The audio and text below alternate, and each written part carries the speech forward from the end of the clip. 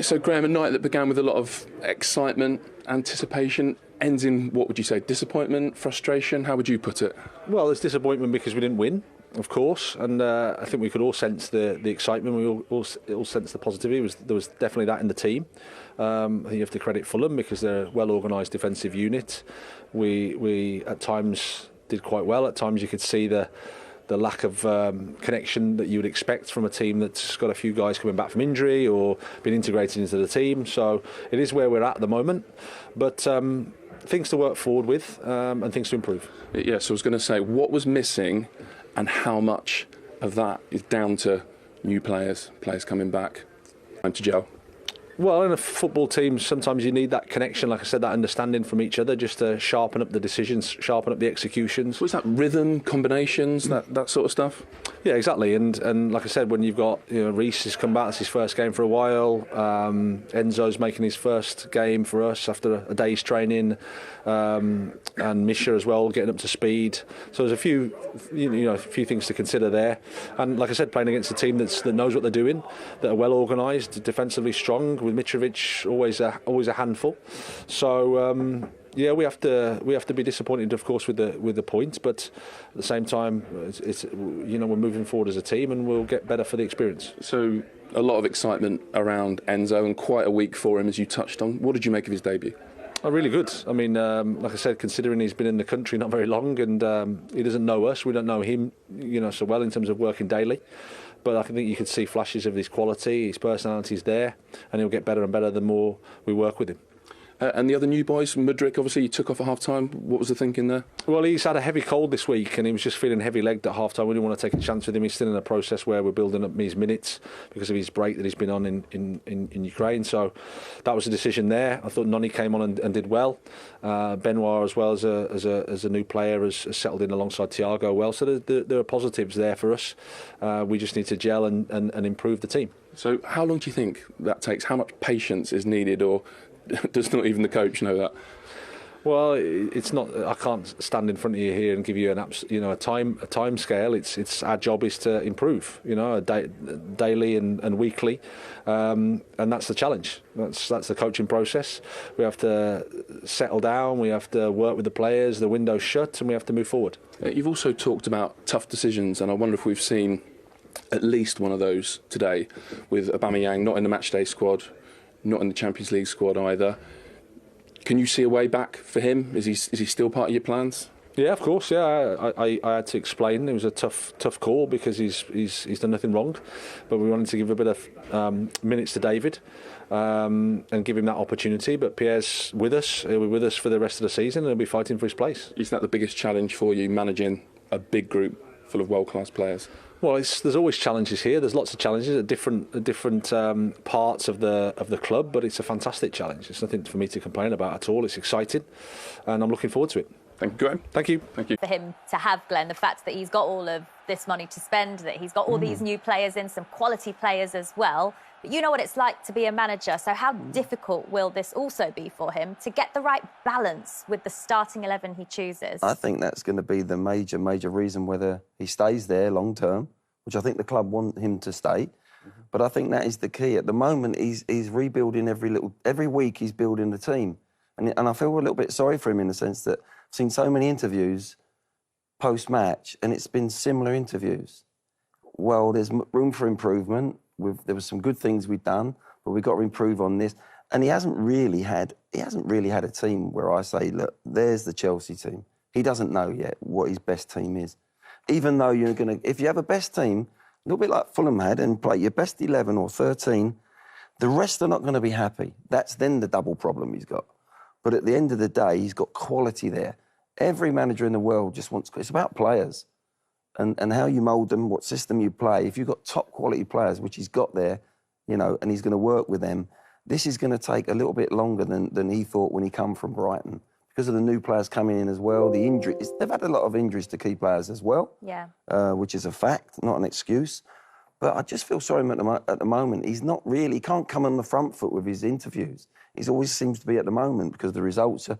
And the team's in different play. He's on the back foot all the time. And I think that's going to be a frustrating year for him. He's saying he's excited. He can see improvement. because of the quality of the player he's working with. But I think he's going to have to be patient. I really do. And Chelsea fans are going to have to be patient. Yeah, we know he likes a lot of tactical variety. We've seen that in his time at Brighton before. But from the changes that you point out, Glenn, 64 changes in 15 games to that starting 11. He's clearly still trying to work things out. One thing that is certain, though, is Enzo Fernandez had a solid debut, Jermaine. And Graham said it there himself in the interview. He said he saw flashes of quality in his personality. How did you assess his first start? Exactly as Graham Potter said there. You know, his position, his positional sense was brilliant. He started off fantastically well. He looked like he'd been in the Premier League for years. You know, he managed to find a way to get on the ball very often. Even when he was picking the ball up in tight areas, tight spaces, he managed to find that half a yard of space to deliver a pinpoint pass, whether it be a short one or a long one like that. Under pressure, lovely couple of touches. But when you've got somebody like that in the middle of the pitch who breaks up play really well, but also distribution, like we saw there, we've almost got himself an assist to an assist, it kind of frees up the creative players to go forwards and do the things that they do really well better. You know, they've got that confidence in him that he's going to win the ball back and give them the ball in the attacking areas. Looking at him here, Jermaine, I think he'll end up, look at this, he'll end up in them positions as an 8.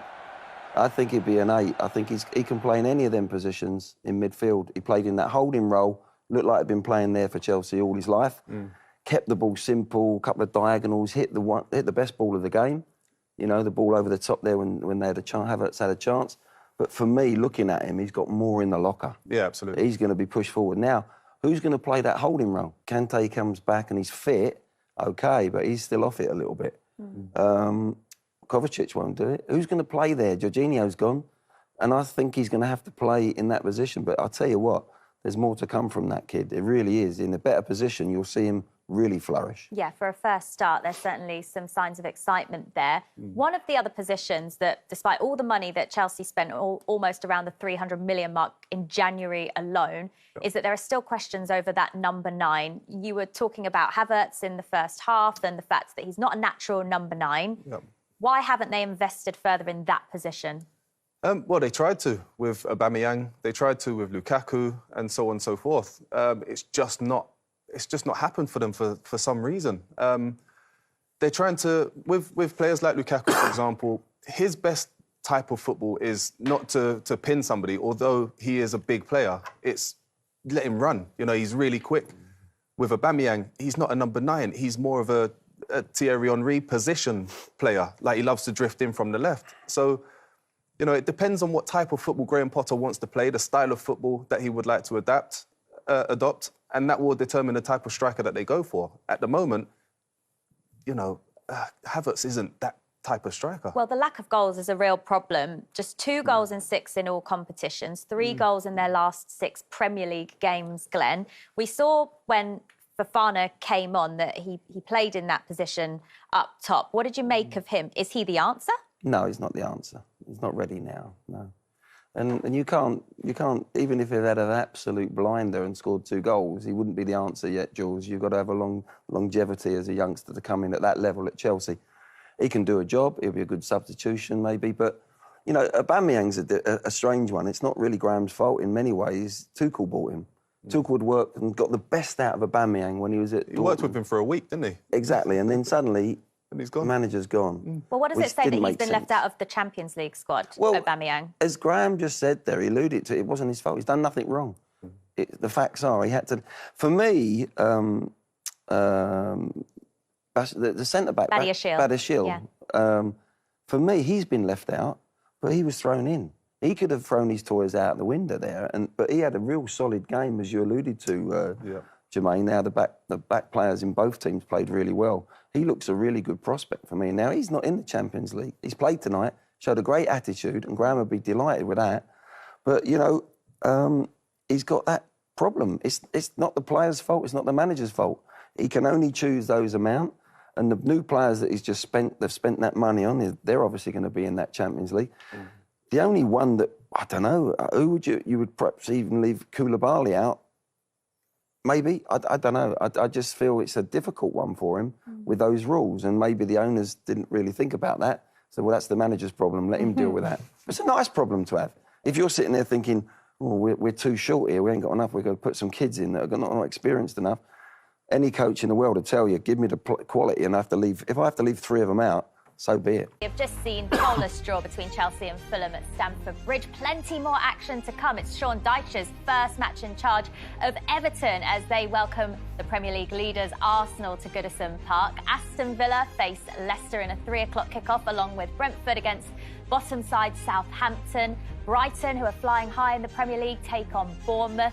Manchester United host Crystal Palace. We could see their new signing, Marcel Sabitzer, playing in that game as he is available for the squad tomorrow. Wolves take on Liverpool, who are desperate for points. As we've seen, they're now 10th in the Premier League table, with Chelsea moving above them. The late kickoff is Newcastle United, who are through to the League Cup final. They take on West Ham in the 5:30 kickoff. And then on Sunday, 2 matches to look forward to. Nottingham Forest taking on Leeds, and a big match to end the weekend. Tottenham welcoming Manchester City to the Tottenham Hotspur Stadium. So here's another reminder then of the top of the Premier League table as things stand after that goalless draw at Stamford Bridge. Fulham up into 6th place. They've gone above Brighton, who moved down into 7th. They're just 4 points off Tottenham in 5th place and 7 points off the Champions League places. As for Chelsea, they move up into 9th, a place and a point above Liverpool, and that makes them 9 points now off the Champions League places, and Manchester United in 4th. Still loads more for us to talk about, though. We'll get the full verdict from Glenn and Jermaine on this man, Enzo Fernandez, who made his debut for Chelsea tonight. Plus, we'll take a look at all of the best chances as well. That's all on the way for you after the break. Plenty to pick through, because with Chelsea we saw 5 of their January signings either start or come on as a substitute, but it was still the same old Chelsea, Glenn. Still not quite clicking. No, they're not quite there yet. I know there's something missing there. I think it's difficult at the moment for Graham Potter to pick his best team. He doesn't know his best team by any means. Even going into the transfer window, he was still trying to find out his system, the balance. In all departments, I think Thiago Silva is a must. He's a shoo-in. But everyone else, it's a mismatch. Whereas Fulham, on the other hand, Marco Silva knows what his best 11 are. And if he can keep to them 11, he will play them week in and week out, and the system works. And you just see the difference there. And that's why it was such a balanced game today. It really was. And Fulham have made great strides. But as for Chelsea, yeah, there's a lot of work to do. Hey, listen, he's got lovely material to make a beautiful suit out of it, because he's got some good players there. But it's going to have to take more time, actually, with these new players. I'm interested to see if Mudryk was injured when he went off at half-time. I know he's had a winter break. He hasn't had much football, so it might have been through protection. But let's hope he wasn't injured, because at the end of the day, we didn't see him, did we? We were very disappointed in him. He looked really sharp against Liverpool, but it was it was flat from his point of view. But I thought Fernandez played well. He looked as if he's just going to get better and better. Probably will play in a more advanced position, personally, rather than just a holder. OK, well, we'll hopefully hear from Graham Potter soon and find out whether or not Mudryk was injured when he came off at half-time. A goalless draw at Stamford Bridge, as we're saying. Disappointing for Chelsea, but another good point on the road for Fulham. And I'm pleased to say that their captain, Tim Ream, joins us now. Tim, great to see you. Thanks so much for joining us. How do you reflect on that point tonight at Stamford Bridge? Yeah, I think coming here, it's a great point for us. I think we can be a little bit disappointed, maybe not to come away with 3, but to come to a place like this and get a clean sheet, a solid team performance, from front to back. Very, very happy. Yeah, the performance from Fulham tonight was excellent. There was some lovely football played out on the pitch. Are you a team playing with so much confidence right now, Tim? Is that what's kind of spurring you guys on as well? Yeah, of course. We're a confident bunch. We came out of the World Cup break and rattled off 4 wins in a row, and a little bit of a bump in the road the last couple of games with a few losses, and that doesn't deter us. And we come here, put on a good performance, and like I said, we're confident in our abilities and what we can do, and we showed that tonight. Both Glenn and Jermaine have been applauding both defensive performances tonight from Fulham and Chelsea, Tim, but you were at the heart of one of the best clearances of the game. Talk us through it. Right place at the right time. Obviously, they play a nice ball over the top. and get in behind. You know, I'm shouting at Issa here to tackle and slide, and it's just a matter of making sure I have the right angle, because I know he doesn't have a great angle. So just get back and defend the goal at all costs, and you know, it worked out for me. You know what, he almost looked certain to score. So as you say, it was a brilliant tackle from you just to keep Chelsea at bay, particularly at that time in the match as well. And as defenders, it just looks like that centre-half partnership that you've got. You just love defending and love playing together. We've also about the difference with Fulham this season in comparison to the last time you were in the Premier League. What's been the biggest notable difference to you, because you were in that squad last time as well? I think the biggest thing has just been communication. You know, all the guys are really enjoying playing. You know, Marco and his staff have brought a desire, a passion, you know, fun back to us, and you know, we're just fighting for each other, and we haven't necessarily had that in the past, and you know, it's a lot of fun right now, even when you're losing. You know, another game's around the corner, and you know, we're in every single game, and you know, like I said, we're just enjoying ourselves. I can tell you're enjoying yourself. 6th in the table, Tim. Come on, tell us, what's the ambition? What are you aiming for now? We're still, our aim and our goal is, you know, still to survive. You know, once we hit, you know, that certain amount of points that we need, we'll look at a new target. But the first aim is still survival, and then we'll see what happens. Obviously, we take it a game at a time, and we'll see what the table says at the end of the season.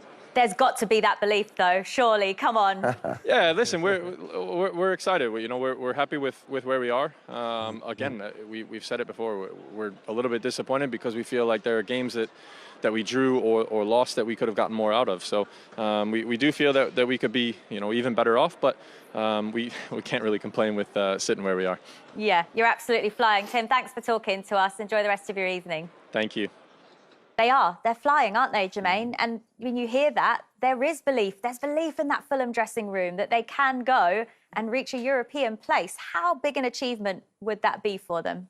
That would be incredible. Look, we're talking about a team that have been promoted from the Championship last season and continued that incredible run onto this season. You know, I initially thought it was just the promotional bounce. When you get promoted from one league to another, you continue that run of form, that confidence that you all have, that you start with, and sooner or later that dies down a little bit. But it hasn't. You know, and Tim Ream mentioned there, they're all in it together. They've got such a togetherness that they're building a new type of brand of football, which is working perfectly for himself, but also Marco Silva and the fan base as well. It's amazing to watch. And during this season, Glenn, when questions have been asked of Fulham, it's been about, well, how are they going to cope when Mitrovic isn't in the side? Well, we've seen it, and they've coped just fine. He didn't play today, did he? Yeah. Yeah, they got yanked off on that free kick, which I couldn't work out. They're in a dangerous position, but no, I think there's a belief about this team.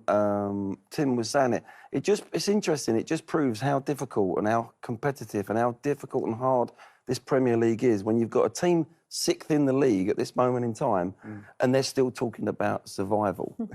And that's the difference, because you know you could go on a 3 or 4 bad run, as you can go on a good run in this league. And I think they're realistic. And he said there are a bunch of lads that all want to work and play well for each other.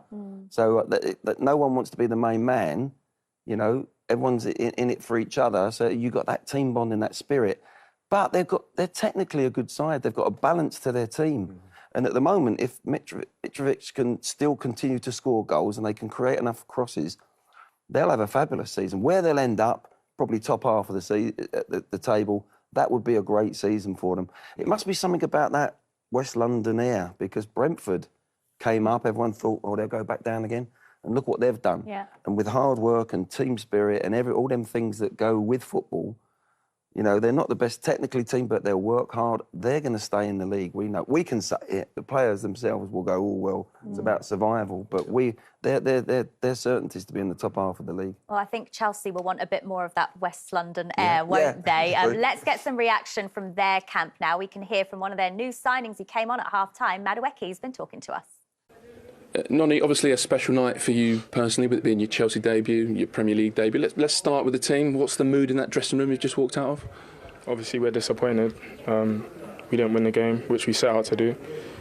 And yeah, so at the end of the day, disappointment, but there were positives to take from the game, so we'll just work hard and go into the West Ham game next week. For you, what were the major positives?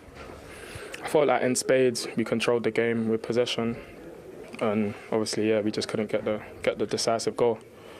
That's really it. And them being hard to break down, how much is that their organisation, which they've shown all season long, and how much is it you guys sort of getting to know each other a bit? Yeah, probably a bit of both. Obviously, they're a very organised team, very physical. Obviously, yeah, we have a lot of new players, and I'm sure in time we'll know each other's game more naturally. But yeah, they're a good side. Credit to them. They're defensively sharp and they don't give much away. So what's it been like for you the week or so since you came in? Bit crazy? Not really. Just obviously 2 weeks training, and yeah, just getting to know the boys, getting to know the club. And yeah, just been good training sessions, and thank God that I made my debut tonight, but obviously upset that we didn't get the win. So yeah, you say, thank God, your Premier League debut, your Chelsea debut, how long have you been dreaming of that? Yeah, it's a dream come true. For any boy, any young boy wants to play in the Premier League, and then for one of the best clubs in the world in Chelsea, obviously it's a dream come true. I'm thankful and blessed. Well played. Thank you.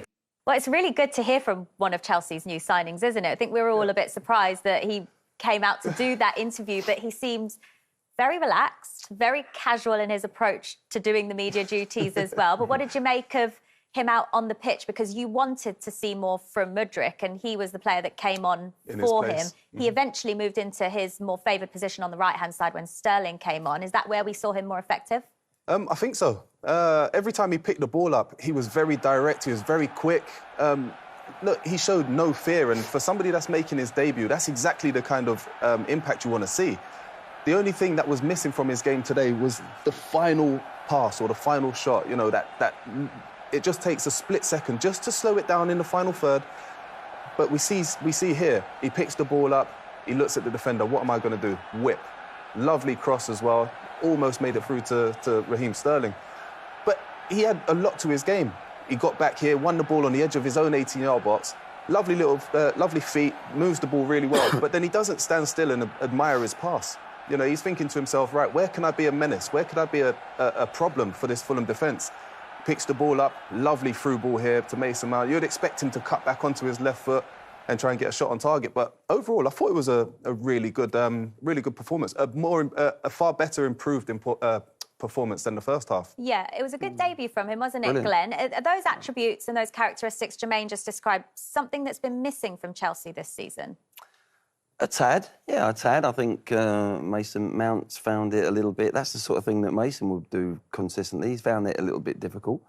But straight away, the kid's come on and done more than what Ziyech has done and Mudryk. So at the end of the day, that is a fantastic way for him to start his Chelsea career. I don't care what you say. The things that he did coming off the line, you know, they're the things that you can't coach. It's intelligence. He showed a lot of intelligence. He showed a lot of skill on the ball. He's got pace. He's got a bit of guile. And in his interview, he's pretty laid back. And he played that way. Quite he played that way. But yeah. I tell you what he looks like. He's got... And listen, it's too easy to judge. We can't go over the top with these players. I remember watching Hudson-Odoi and everyone was going, wow, wow, wow. And I said, hey, listen, he's got a lot to learn, that kid. To learn, of course he will. But he looked to me as if he had end product. Everything he tried to do was really positive. Yeah. And that's when a coach and a group of coaches and a manager, you've got something to work with. And he'll be excited about that, Graham Potter. He won't be happy with only getting the point, but some of them debuts there, he'll be delighted with.